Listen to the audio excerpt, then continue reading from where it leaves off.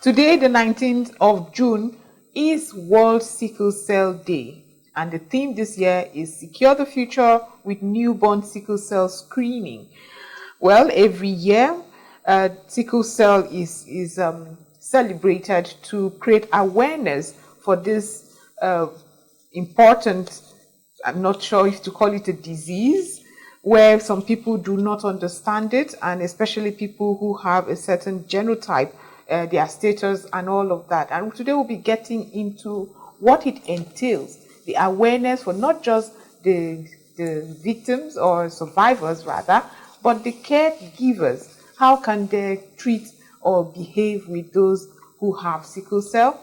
That's what we'll be discussing. And in the studio to discuss all of this is Dr. Lillian Ekwem, a consultant pediatrician who also works in the field of hematology of the Wuse General Hospital. Thank you so much for being part of the program. Thank you for having me. Good morning, Dr. Lillian. Good Thanks morning. for being with us. Thank you. Okay, good. So looking at the theme this year, it says building and strengthening global sickle cell communities, formalizing newborn screening, and then knowing your sickle cell disease status. So let's take it from the knowing your sickle cell disease status. And then after you know your status, then you can we'll now talk about the newborn screening. It's something that most Nigerians are still, despite the information out there, and I think there's more awareness now than we had 5 years ago, 10 years ago, you know. The awareness is there, but it's still painful that you can see people who haven't checked their genotypes and most times don't know that they have SS genotypes, and then they should be sure their partners too don't have genotypes. So where are we in ensuring, or what instruments are we using to ensure that people get to check their genotypes before they get into any intimate relationship that would yield to production, to having children? Okay, thank you for the question and thank you for having me here. Thank you for being here. You know, like today we are celebrating the sickle cell Sickle Cell World Day, isn't it? Yeah. And so it's a platform or a time when we, try to enlighten the public about the sickle cell disease or the abnormal genotypes, And so this is one of the ways by which we try to create awareness so that people will be aware that, there's something called sickle cell disease, and they should, be prompted to check their status, like you have said.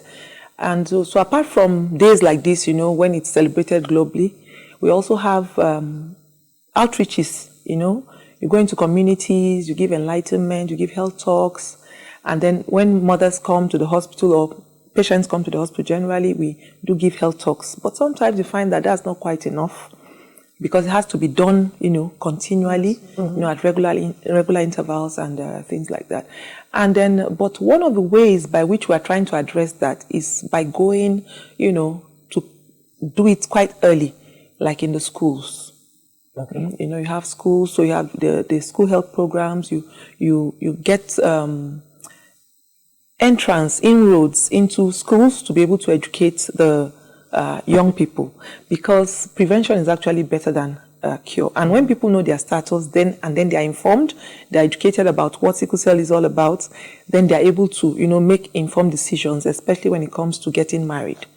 Because what propagates the disease is when people who we call carriers, those who have the traits, they are not suffering from the disease, they appear to be healthy, and they get married to each other. So if somebody that is carrying an abnormal gene for sickle cell disease or some other abnormal genes, you find that when they marry, they now they can have offspring that will be sufferers, that will be the ones now having the disease. So what blood group is that? What blood group would you say, for the benefits of our listeners? Okay, it's not blood group. Would you say what blood type? Is genotype. Genotype. Yes. So what genotype hemoglobin, would you say phenotypes people should avoid? You should not be this, you should not be this, you should be this, you should be this, to ensure you don't have a child who becomes a sufferer at the end of the day. All right. So if a person is AS, that means the person A is actually the normal or the healthy hemoglobin. Yes. So if somebody is has A and S, it means the person is a carrier, has a trait. So such a person is not supposed to marry another person who is AS. Right. If somebody is AC, because C is another abnormal hemoglobin, that person is also not supposed to marry somebody who is a carrier too, either AC or AS. Yes, because if they should marry, you could have children who will be SC, or could be SS, or if there's another aspect that we call the thalassemias. So if somebody is, let's say, for example, S beta thalassemia, and then marries somebody who is AS, so they're likely to produce, offspring that will be SS, or will also have the beta thalassemia gene as well. Now you're still speaking so please don't get us But you know what? I'm happy you brought this up, because what most people know about, especially when you're talking about sickle cell, is SS, the sickle cell genotype. Yeah, that's the commonest. That's the commonest one, and then what we hear when we're talking about education is, okay, your AS, avoid each other. Yes. But now you're mentioning AC. There are others, yes. And AC is it a common trait? Is it as common as SS?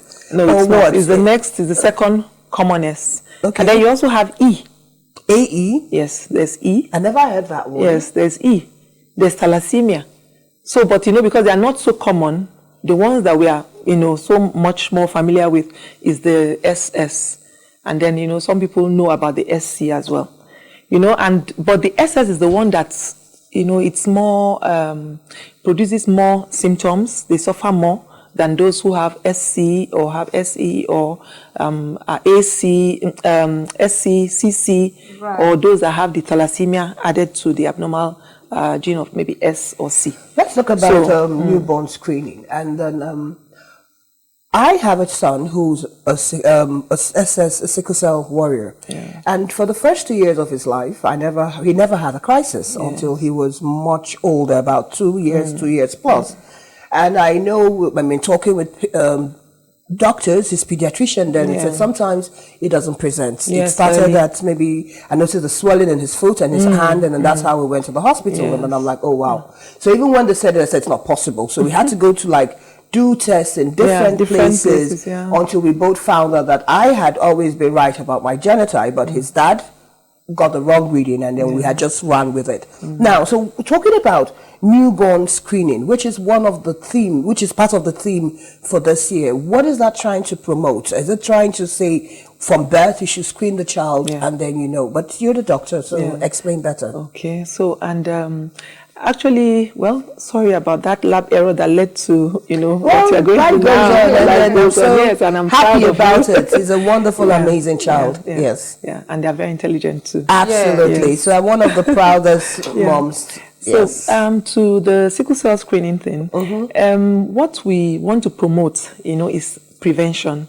Okay. Not prevention of sickle cell disease using this particular testing kit, but rather prevention of serious complications. Okay. So, and if you find out early, it means that the child or the baby is going to get very good treatment. You are aware, you are prepared, and then you know what to do and what not to do. And, if you're able to abide by those things and the child is well taken care of, you find that they have lesser crisis, and lesser crisis will mean less of the complications, so it will be way delayed compared to one that, is not detected on time, and then, they would have developed those complications before, they are found out. So what we are trying to promote is using we call it the point of care testing.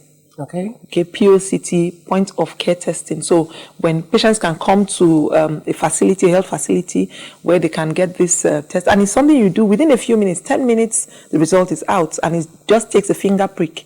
Of the baby, yes, of the heel of the baby. You prick the heel of the baby, get blood from there, and then just a little amount of the blood in the kit, and you wait 10 minutes, and the result is out, and very reliable too. So we're trying to promote that. Find out? Yes, from birth till the baby is. But I thought I heard that really for the first 6 months, because it doesn't really present, because there's some. You're the doctor, so you correct the terminology, but there's some kind of other hemoglobins or something that the baby that is still there from the baby. So it's like it might not be detected. It might not be detected early. Yes. And so yes, you are right, because when the baby is in the mother's womb, he needs a certain type of hemoglobin to survive in the mother's womb. Exactly. And that hemoglobin is the type that when he holds on to, is very good at holding on to oxygen. Okay, in the mother's womb, you have some bit of low oxygen concentration there. So the baby is adapted to that and needs that particular hemoglobin. When the baby is born, he cannot survive with that hemoglobin outside. So he needs to change the cells, and then acquire new cells with the adult hemoglobin that we call the hemoglobin A. Okay. And so when the SOD babies are delivered, it doesn't change just one time. It takes time for it. And so that fetal hemoglobin is good because it helps, to hold on. And what causes the breakdown of cells in sickle cell disease is when you have low oxygen. Concentrations and other stressors. So, and then the cell changes its form into the sickle form instead of being roundish, what we call the biconcave. If you're looking at it from the side, it looks like a figure 8, and it can move very fast, the normal cells. But the sickle cells have that problem in that when there's stress, low oxygen tension, you find that the cells will become deformed, form into like sickle, and then become slow, rigid. They become slow, they can't move very well and start to stick to one another, and that now blocks the blood vessel and will not allow blood to get to the part of the body where it's flowing to. So with that obstruction of blood cut off, blood cut off from the part of the body where it's supposed to supply, you now have death of cells there. The tissues die and then causes serious pain, and then sometimes infection predisposes them to infection. So in sickle for the newborn, once we were trying to create awareness that, look, you can actually find out from the time of birth, once the baby is born, day 0, that's day 1 of the baby's life. You can actually do this test and you get results. We've done it.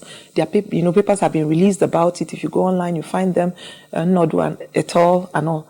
They are all there. Recent, studies have shown, and the result, the outcome is reliable. The test kits is very, very reliable. Affordable? Yeah. So you have to think because I can imagine that people like us, maybe we can afford it, but the awareness level of sickle cell, especially in rural areas, it is sad to believe that in Nigeria today, some people still think it's your village people that are doing it. Yeah. It's witchcraft. Someone hates you. Yes. And then we fail to give the kind of adequate care or attention. We've had series of reports where people have lost children because they've just been having sicklers. Yes. That's the wrong word. Because they've just been having warriors. Yes, that's what they call them. So they've been having warriors and they've been having multiple series of deaths. And they say, no, it's an Obanje. The person has come back. Abiku. We still have that kind of ideology. So when we talk about the testing and then the cost, it's very important. Yeah. But the question I'll ask as a doctor, as a medical person, is sickle cell a death sentence? Oh, no, it's not. It's not. And even this test kit I'm telling you about is about $2. So, but for some people, for some people, that might be unaffordable, really. Yes. Like some people come to the hospital without even 100 naira. Yes. So I think in that instance, maybe there's a way that the government could go around that, to be able to provide these services, because it's very important. Nigeria contributes like 1/3 of the burden of sickle cell disease globally. So we need to look into that. Okay, and then for the issue of the enlightenment, it's very important to let people know. And that's why, any kind of enlightenment you are doing at the grassroots must include the traditional leaders. Okay. Religious leaders, opinion, shapers, and all of that, all those people that have influence in the community. Because once the traditional leaders are into it, they've come to understand, the origin of this or what the problem is and the fact that there is a way to manage it, and in fact, in some instances, you could actually get what you call a cure, like, talking about bone marrow transplants, stem cell transplants, and other things that are coming in. Affordable? No, those ones are not really, you see why I say affordable depends on who you are, the cadre you're talking about. But for the average Nigerian, might be expensive. Some hospitals, yes, do have that facility. I know they have University of Ibadan one time. I think they were the first hospital actually that started that. And Benin. And Benin also, right? yes. So those are the only hospitals if one wants to go, and then that's the possible cure. Yeah. Let's talk about treatment. Yes. But Joy wants to ask a question. Yes, first, I wanted to ask a so question because you touched something I was itchy to ask. I know that faith-based organizations have been asked to do something about it. Yes, like and so when you approach them for marriage, they ask for your genotype. Yes. However, are they really implementing this? That is one. And then the traditional rulers, because there are some people who would just set aside the church wedding and all of that and do only the traditional. And do only the traditional. Are we implementing it enough if it is indeed something we should take seriously in the country? Well, because this is a democratic society, you cannot really impinge on someone's human rights. Absolutely. So people have a right, to decide what they want to do with their bodies, with their lives. There's just so much you can do, to be able to restrict them. Once it is not in the Constitution, it's not a law, it's not a crime for you to do that. So for now in Nigeria, it's not a crime for 2 AS or AC, SC people, those who have abnormal, who carry an abnormal gene for hemoglobin to get married. So that's why you see even in the society at large, what you can do is what we're doing now, giving health talks, enlightenment, awareness, telling them about the disease, telling them that this is a lifelong thing that really doesn't have a cure, except, of course, like we have said in some instances, and is not affordable to many. So prevention is actually the way to go. Right. And that is why, you see, some people may not submit to their leaders, to their traditional leaders. Even when traditional leaders, try to say, this is how you should go, this is how you should go, there will always be the outliers. Those who will not want to comply. Absolutely. That's so society. That is it. Yes, that is outliers in but at least yes. to a large extent, they do have, an influence on the people, on their people. They talk to them because they respect these leaders and they all share the same belief, Before, when they used to think it was Abiku, it was Obanja, whatever. Yes. Now, that leader is telling you that, no, this is not the reason anymore, Now, science has found out that it's because of this, and then there's something that can be done about it. So, in such instances, you find that at least a sizable number of people will listen to their leaders, both traditionally and even in the religious circle. Let's talk about treatment and then government intervention, because I know that most all warriors ideally are on medications on a daily basis. Yes. I know there was one time Nicosan, National Pharmaceutical was doing Nicosan, and then they actually found that breakthrough drug as at then. But after a while, they sold the patent and it became almost unaffordable. Yes, and even unavailable. And unavailable, yes. But before you just go to the place and then the sachet was about 700 naira and you had capsules for 30 days. Yes. As maybe 5 years ago, it was almost 10,000 naira. A capsule for what the people were buying after they sold it to Zichem. So talking about drugs that sickle cell warriors have to live on daily, folic acid, the paludrin, all those things. Is there government intervention in subsidizing some of these drugs in government hospitals? I'm happy you're from Wuse General Hospital. Yeah. So in the general hospitals like that, not necessarily in the private hospitals, but do we see government intervention saying, okay, we can give drugs to people of certain cadre to help them tackle this because they need those drugs to survive on a daily basis? Yeah, that's true. That's true. But honestly, to the best of my knowledge, I don't think the government is subsidizing. At least we see patients and they buy their drugs. And this is why I think why I'm saying that, bearing in mind the burden, the consequences of, sickle cell disease and what it's doing to our children, because 90% of them do not live to their 5th birthdays, to their 5th birthday. So you can imagine the number of babies that were losing. So the early mortality is higher. Yes, it's very high, and especially if it's not detected early. Okay. And that's why we want early detection. At least if the government is not subsidizing yet, parents can just do the best that they can. So to the best of my knowledge, I don't think the government is subsidizing. So people come, though the drugs are not really expensive, no, they're not really to us, they're not really expensive. But those who have to be on things like hydroxyurea, for example, My boy's on hydroxyurea, and that's very expensive. And that's expensive on a daily basis, yes. on a monthly and basis. It's not just the drugs you need. You need other things, good nutrition, you need good hygiene, you need good housing, you need, of course, education, and then, coming to clinics for follow-ups and, other alternative ways of helping them. So when you put all this together, the burden is really heavy on the parents. Yes, out-of-pocket spending is really, really, telling on the parents. Even transportation to health facilities. Of course, but we don't want to complain. We're thankful that the child is alive and stable. But talk about, I heard there's a program that is coming up soon for this to celebrate was it new birth screening? There's a program upcoming very soon. Yes. Tell us a little bit about it. It's actually ongoing right now. Yes, it is. So tell us a little bit about it. So what we're doing is we have certain centers where people could go and get this screening done. Okay. In fact, most of it, if not all, is being done free. It's done free of charge, for now. And then we're hoping that government will step in and take responsibility, at least if that's what they can do for the sickle cell population. That will really help a lot. So where is it going on in the FCT? Okay, we have Nyanya General Hospital. Okay. We have the University of Abuja Teaching Hospital there at Gwagwalada. And then we have some other primary healthcare centers that are attached to these centers. Okay. So whenever patients come, we could always guide them, direct them, and then, do the screening for them there in these centers. Okay, Dr. Liam, before we let you go, what will be your message to celebrate this awesome day by creating awareness for people because I tell you, warriors are very strong. Yeah, they are. Half the pain they go through, the average person cannot deal with it. Honestly. I actually heard someone explain that it's actually worse than labor pain. Yes. And I'm like, what? Yes. I don't want to even go labor pain. You talk about someone leaving like that. At least 4 or 5 times in a year, you would have that kind of crisis. Really the painful crisis. Yes, and it's ridiculous. Yeah. But let's have your message of hope for Nigerians. Yes, so to start with, I would say that sickle cell disease is not a death sentence. It is not, because we have various modalities for managing, this patients who have sickle cell disease.